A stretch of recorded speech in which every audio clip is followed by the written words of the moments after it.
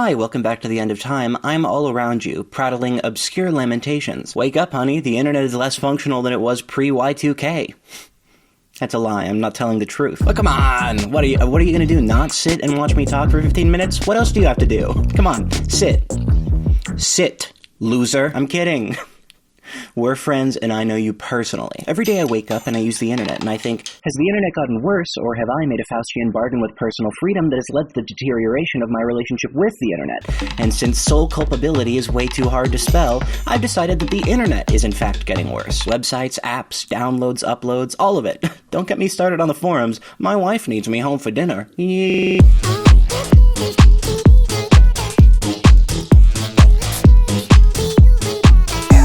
Search engine optimization is rotting this world from the inside out. You see, this is why we can't have nice things. The parasitic entrepreneur is always going to try to leech the intentionality from any system for visibility. Yesterday it was business majors, then finance bros, then day traders, then drop shippers. Now it's business gurus who produce online masterclasses that teach you how to make sure your financial liaison services show up above the NHS when someone searches COVID vaccine. Google is in the throes of what feels like a waking night terror right now. Searching anything feels like sleep paralysis. A second AI feature has hit the SEO towers. Mr. President, we need your help. Larry Page, just you wait. The gods are going to chain you up Prometheus style and let an eagle mukbang your ass. Tread lightly, okay? People are going to start whipping billiard balls at your security car when it comes by. Also, stop taking my data. Hey, every website, stop taking my data, dude. What's up with that, man? You guys like data? Stop doing it, man. Speaking of data, I still get scam texts pretty frequently. I personally love it when I receive a text that says, hey, Jen, right? Great seeing you last night. And then they spit out some ChatGPT-generated nonsense to you to try to get your social security number. Honestly, I probably get these texts, though, because big companies aren't that good at keeping our data safe. AT&T recently revealed a massive data breach and also admitted 70 million users' social security numbers had been leaked as well. Also, since these logs were between AT&T users and users of other networks, that means it wasn't just AT&T users who were personally victimized, which is why I'm so glad that today's video is sponsored by Aura, a service that alerts you if they find that any sensitive information has been compromised, attempts at credit or bank fraud, and much, much more. This includes antivirus support, password managers, VPNs, a veritable banquet of internet privacy tools, all at one affordable price. Plus, it can filter text and phone call scams so that you don't have to deal with that garbage. I know receiving constant spam genuinely does worsen my experience on my devices every day, makes me less likely to respond to text, it makes me way less likely to pick up phones, so Aura can forward those calls to you if they are necessary and just get rid of them otherwise. So if you are interested in leaving yourself less vulnerable to data breaches, go to my sponsor link in the description or the link on screen to get a 14-day free trial to see if any of your data has been exposed. Thank you so much to Aura for sponsoring this video, and now, back to it, methinks. The average Google search 15 years ago was like, okay, I need a hamburger recipe. This one looks good. Okay, I need ground beef. I need to drain my sanguine humors. All right, let me get the flame. 2024 Google search, it's like, I need a hamburger recipe. Go. 15 ads, AI overview that scraped Quora and Reddit for controversial posts from Swarthmore undergrads. 10 recommended links that are just websites you've gone to before. No, I don't want to revisit Beta 11 Labs right now. I haven't made a Joe Biden AI voice parody in 10 months. Google still has the I'm feeling lucky button too. Dude, I'm not touching that with a gun to my head. If I click that thing, they're going to send me to a forum with an extension used only by Indonesian mafia members. 15 seconds later, my computer's fans are going to be generating 15,000 kilojoules and my M1 Pro is levitating up an inch off the desktop. What, just because I was feeling lucky? It's not an auspicious day, I'll tell you that much. YouTube is cooked too. I mean, you'll search a video title verbatim, word for word, proofread by your HarperCollins editors, fact-checked by certified U.S. patriots, and they'll give you 6 videos that were born of the same litter, an Ancestry.com test that tells you the heritage of the video you searched for, an advertisement, videos you might want to watch again, and then the video that you flawlessly searched for in the first place. Dude, I love it, man. Listen, when the idea that every single website would have a For You page was initially proposed, we, the consumer, were not informed that every single page would be the For You page. Why does Dropbox let me sort by most relevant? They're my files. What does most relevant mean? I click it, and it gives me the stems to a beat that I made in 2017 and a photo of me and my high school ex in a loving embrace. What is this? Is this psychological torture? Is Dropbox affiliated with MK Ultra or Operation Paperclip? Perhaps? You know, all of this nonsense just has me wanting to go back to the good old days of print media. Johannes Gutenberg, young Polish boys in hats on the corner saying, "Extra, extra, read all about it. Woodrow Wilson shot dead." Lo and behold, I open up my paperback copy of Carceral Capitalism and bam. It's a link to a Jenny Nicholson video I already watched. I open the Wall Street Journal to business and it's like, why have all of the articles been replaced with "you might like" tabs? And why are all of the tabs Cathy comics scrupulously cultivated to avoid the fatphobic entries? TikTok search likes to oscillate between fine-tuned to perfection, you know, a beldam with a Rolodex frantically flipping through cabinets to find you the perfect video, and the equivalent of vestigial legs on a whale. Zero functionality. Might as well have been cut from the final product altogether. But added on to that, you have the fact that all of these apps are just trying to get you into the labyrinth and then snip Ariadne's string behind you and leave you stranded waist deep in the swamplands of the app's user interface. What the hell? I didn't even realize I had left a For You page, but now I'm swiping back to leave the video I was just watching. It turns out I was 8 different search terms deep. I went through Jason Derulo's account, which I got to via Jonathan Van Ness's account. I guess I got to that one through an account that was reposting a JCS criminal psychology video, 1 5-minute segment at a time. I swipe all the way back through all of that, and it turns out I was just playing Where's My Water Light, and I'm 12, and that was all an unskippable ad. What the fuck is happening? I was just trying to watch a calligrapher talk about Shu Shen, now I'm buying a fidget cube from a 12-year-old. Don't get me started on Twitter search, streaming service search algorithms, Letterboxd. Letterboxd, I would like you to stay after class if you can. Letterboxd. This shit has me wanting to return to a primitivist society. How bad could hunting and gathering be? Dude, it cannot be as bad as trying to remember how to spell Yorgos Lanthimos. 1 letter wrong? Sorry, pal. Never heard of him. Oh, I'm sorry for making a single error in the name of Sayambu Mukta from Letterboxd. I guess I won't learn anything else about the cinematographer's works. Well, sorry. I just don't need it. Sometimes I want to take a little stand against the age of technocracy. I want to say no, that's not a hashtag. I want to say no, that's not a pound sign. You know what that is? That is an octothorpe. Bitch, get it right. We are octothorpe maxing. I am smoking weed out of a helicoprion fossil. Synthetic opiate fentanyl? Huh? Sorry, never heard of it. I've been cultivating these poppy seeds for 6 winters to get this high going. We are reading the Epic of Gilgamesh and Apocrypha on the original limestone tablets. It is a pre-Anthropocene summer, bitch. Lock in. Little piece of advice, and I couldn't fit this in anywhere else in the video because, let's be honest, none of this shit makes sense anyways. Do not die in a motorcycle crash. It's way too funny to be taken seriously at a eulogy. You're not Lawrence of Arabia. It's not going to go over well. I wish he never got on that Yamaha. No. Sorry. You're getting laughed off the stage, man. You're getting laughed off the rostrum. The funeral dirge is over. Shit's looking like Montreal Just for Last 2011. Gary Goldman just took the stage and he's killing. Get real. Dying like a car accident. Like, I don't know, probably like 2% of the American population every year. Feels really good to shit on things that are going on right now. You know what sucks? Today. You know what rocks? Yesterday. You know what blows? 2:30 p.m. You know what rocks? I could see, you already guessed it. It's 2 p.m. God, I hate Christmas night. But the night before Christmas, a toothpick changes everything. Yesteryear was double S tier. Present, it's D to F tier. It needs a buff. You know, all kids these days, they don't want to be influencers.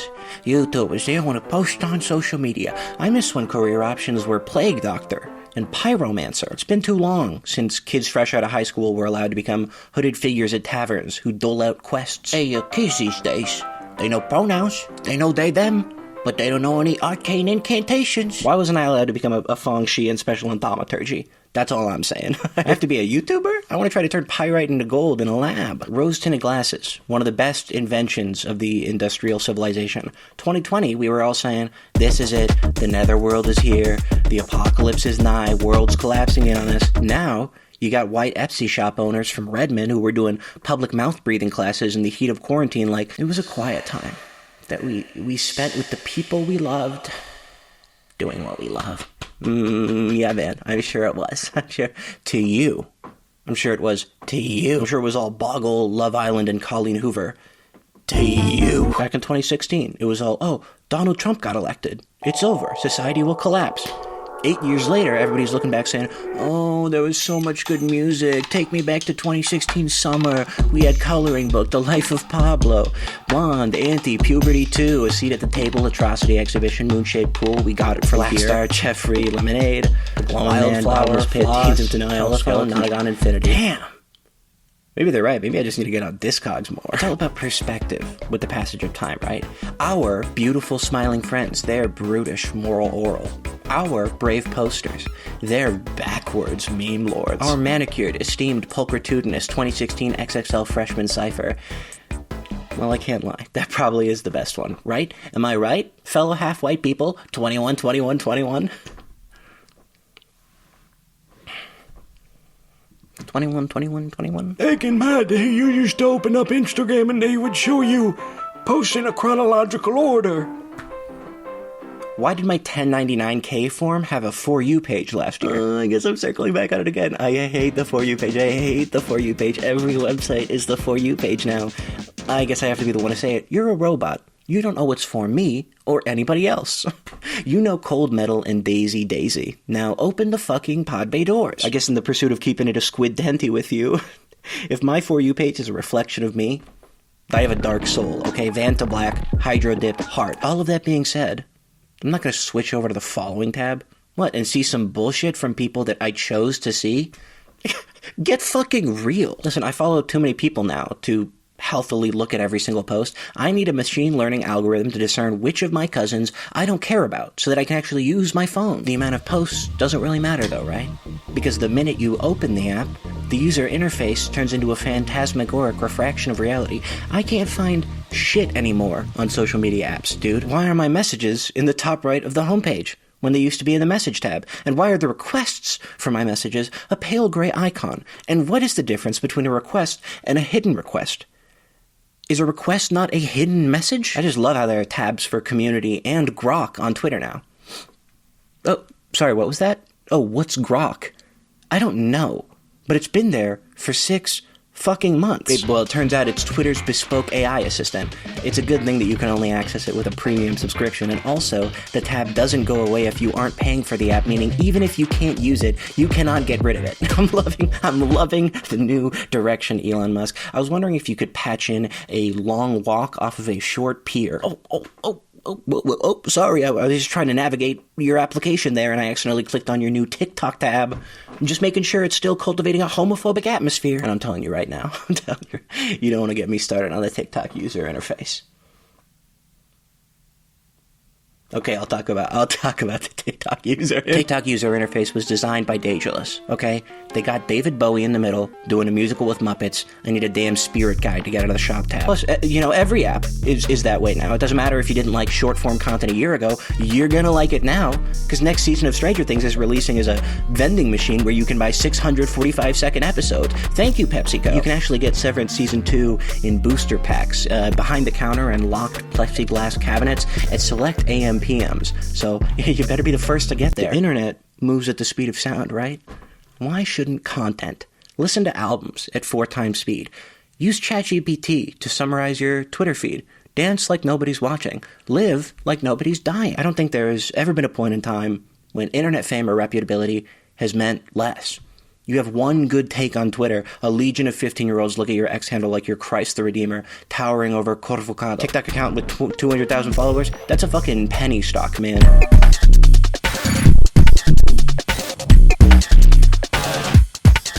Okay, here's a theory just off the dome. The internet sucks because the communities I'm a part of are coalescing into the monoculture, right? Every TV show is a high-concept HBO-style dramedy that clicks after the first season. Oh, you just gotta keep watching, man. Every acclaimed movie is an elevated horror distributed by Neon. Every video game is either a cozy potion-crafting farm sim or a permadeath PS1-style RPG with Souls-like elements. Every application is convergently evolving into TikTok. I don't know, is any of that true, or is it just a cyberverse equivalent of armchair psychology? Since I have observed a dense vertical slice of culture, I understand all culture. I meant to tell you guys earlier, you too can escape the Matrix in 6 monthly installments by downloading the Shop app or by becoming a channel member. I mean, let's be real here. You think your job isn't important?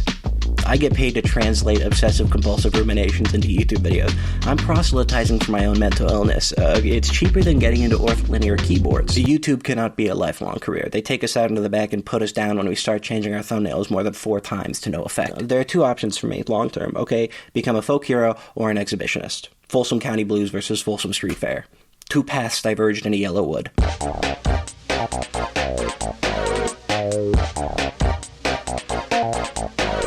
So to loop back on the initial question, why does the internet suck nowadays, right? Well, people might tell you other things, but the answer is almost always the indiscriminate warping of progress by corporate interests. Ask your local entrepreneur, why is the bottom line the top priority? And why is that loss leader looking like a verse? Oh, why is AI everywhere? It's money. It's for more money. Why is it replacing artists? They don't want to pay artists money.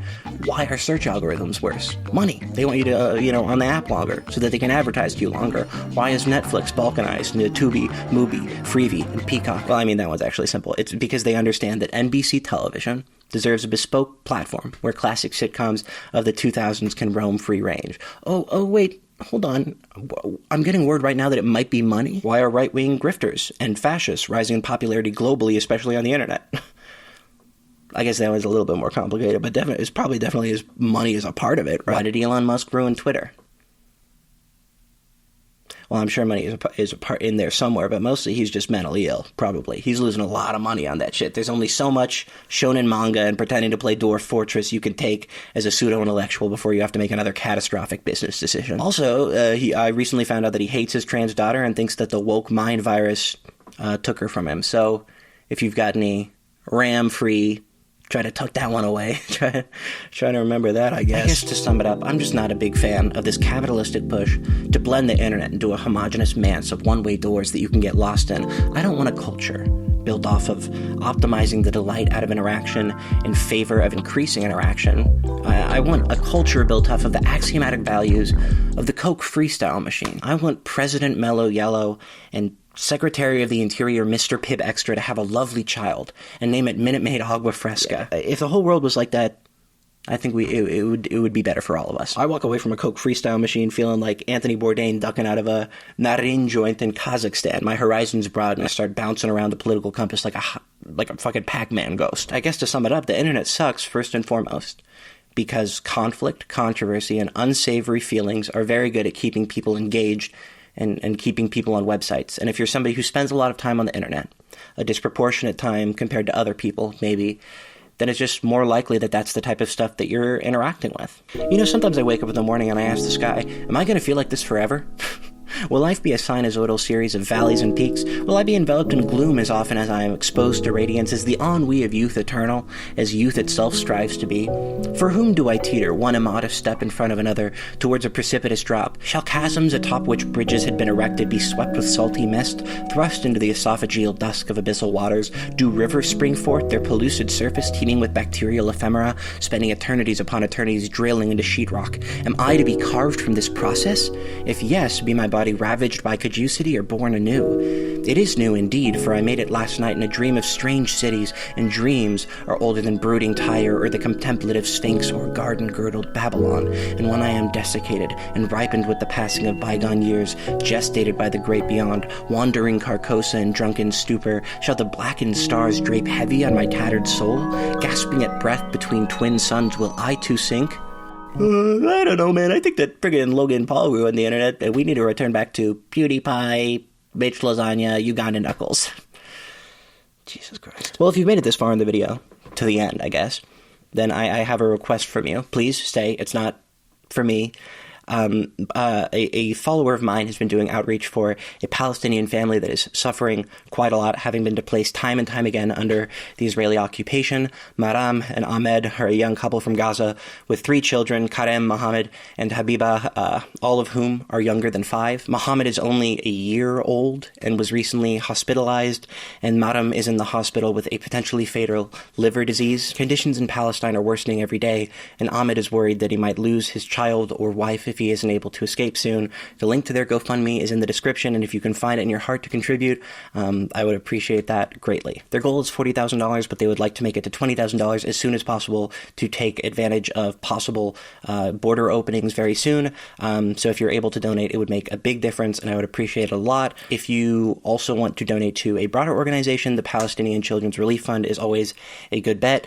But that's really about it. Thank you so much for watching the video. I hope that you enjoyed it. It was kind of all over the place, but so am I right now. Thank you to Aura so much for sponsoring. There's a link in the description, 14-day trial. Please go rock with it. Yeah. Thank you so much for watching. Take care of yourself, take care of others, be kind to yourself, and be kind to others. Remember that you are loved, and that's it. Thanks for sticking around. Bye.